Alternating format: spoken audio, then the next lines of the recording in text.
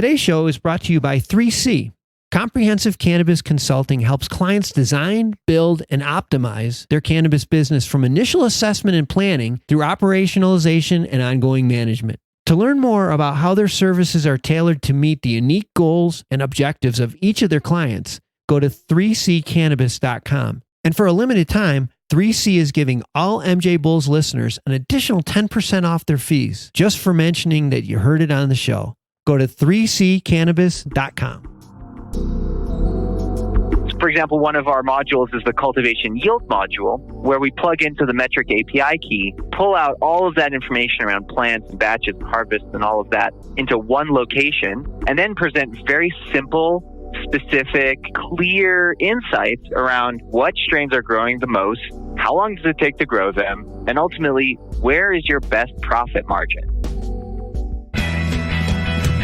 From Bumming Media, it's the MJBulls Podcast, a show about raising cannabis capital.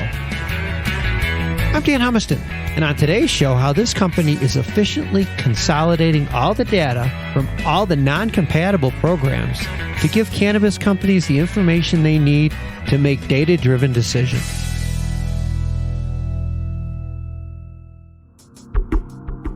Today in the Raising Cannabis Capital series, we are joined by Henry Finkelstein, CEO and founder of Cannabis Big Data. Henry, welcome to the MJBulls Podcast. Well, thank you, Dan. It's a pleasure to be here.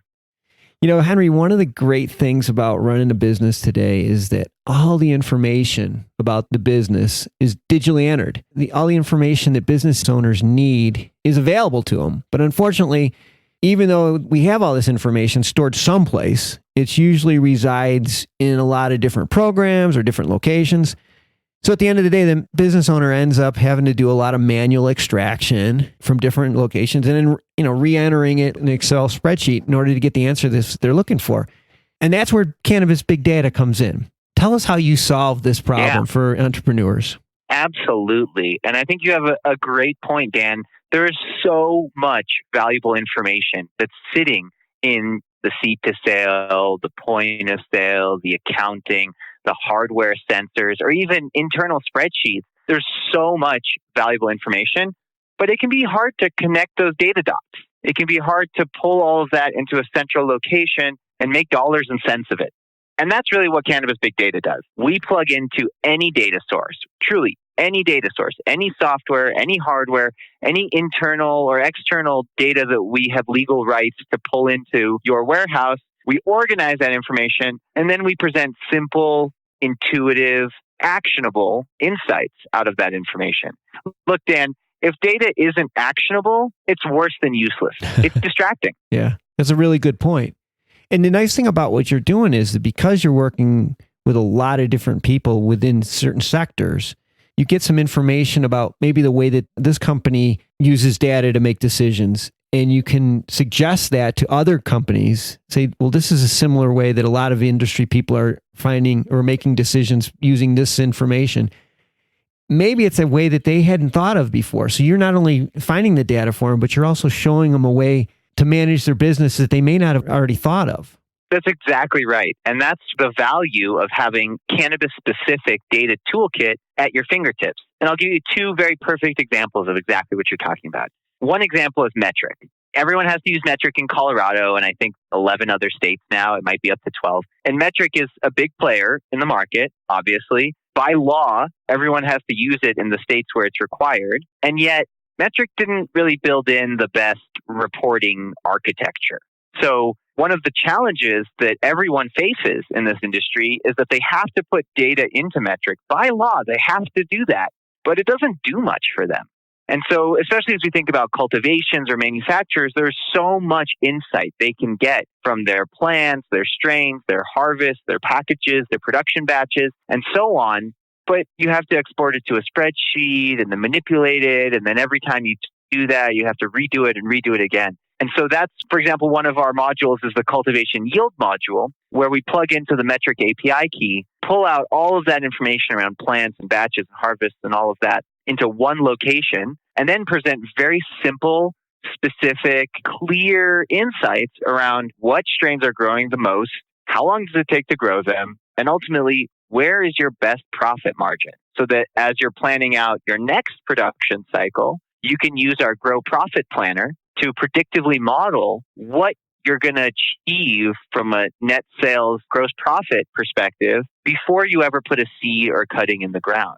And that's just one example of taking the data that you already have, because you have to enter it by law, you have to use it, and actually making it valuable and actionable for the team to drive business decisions. Oh, and sure. And say you got that information. Now I plug it into my projections, and then I start comparing that to my projections as we're going along, seamlessly extracting. It's automatically done for me. I can see how we're doing with according to projections. Maybe we have to make an adjustment. So then we make that adjustment. Let's tie in payroll.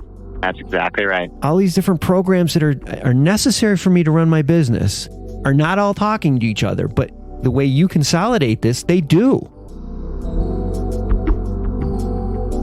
I want to take a minute to tell everyone about an exciting free opportunity that one of our former guests, Good Harvest Company, is offering retail operators and cannabis brand managers in the adult use market. Good Harvest Company is preparing to launch their platform, which uses customers' buying and shopping behaviors to help brands effectively reach their customers. And for a limited time, Good Harvest Company will offer participating companies free access to their data in return for their feedback. To learn more, go to goodharvest.co. I'm going to jump you ahead here for a second. I know you have a new product in the works. Let's talk about this product. Yeah, absolutely. So, we're in the middle of a fundraising round right now. And one of the things that we have observed in being in past fundraising rounds and having so many peers, both on the capital side and the entrepreneur side, raising money takes a lot of time and energy, and oftentimes a lot of money. And that's all time, money, and energy that is not going towards servicing customers. And so, on a very basic level, we put together a data-driven toolkit for investors and for entrepreneurs to make these markets more efficient. And we call it our data-driven deal analyzer. And here's how it works. You can think of it like a Match.com for cannabis investors and cannabis entrepreneurs. On the one hand, investors fill out their investor thesis, their profile around what types of deals are they looking for, what verticals are they getting into, what's their typical deal size, how do they do due diligence, and a variety of other questions around their preference for what types of businesses they're interested in looking at. And then on the other side, entrepreneurs fill out essentially the exact same form, but self-reporting about themselves. What's their deal size? What is their answer for, how strong are their founders and other things like that. And then we put together this deal analyzer that algorithmically matches investors to entrepreneurs. So we can say not just, is this deal compatible to your investor thesis, but also what is the match score for that potential deal? And of course, nothing is going to replace the human interaction. Again, I always say that, we're data folk, but we are humans first and foremost. And so you can't ever replace the human interaction, but you can make it much more efficient and save time, money, and energy by having a data-driven methodology to validate the investor thesis and all the deals coming through your deal flow. We have a cannabis capital directory on our website, which just listing everybody that's raising money and everybody that's investing. And that site gets hit a lot. You said you were in the middle of a raise. Do you want to take a minute to talk about what you're raising? Yeah, absolutely. Yes, we're raising our Series A bridge right now. It's just over $500,000, and it's focused on individuals, accredited investors, or interested in joining an SPV. We're really using that fund to expand our footprint. We spent the last 2 years validating product market fit and developing a scalable, data-driven growth engine. And we come from the lean methodology. From day zero, I got out of the building and I was interviewing prospective customers. I was doing day in the life interviews. Before we ever wrote a single line of code, we had 2 alpha customers signed up paying us real dollars to validate that this is a real problem with real solutions that are going to get real money. And it took us time. It took us 2 whole years to validate that we have a product market fit and that we have a way to get that product into the marketplace in a scalable, efficient format.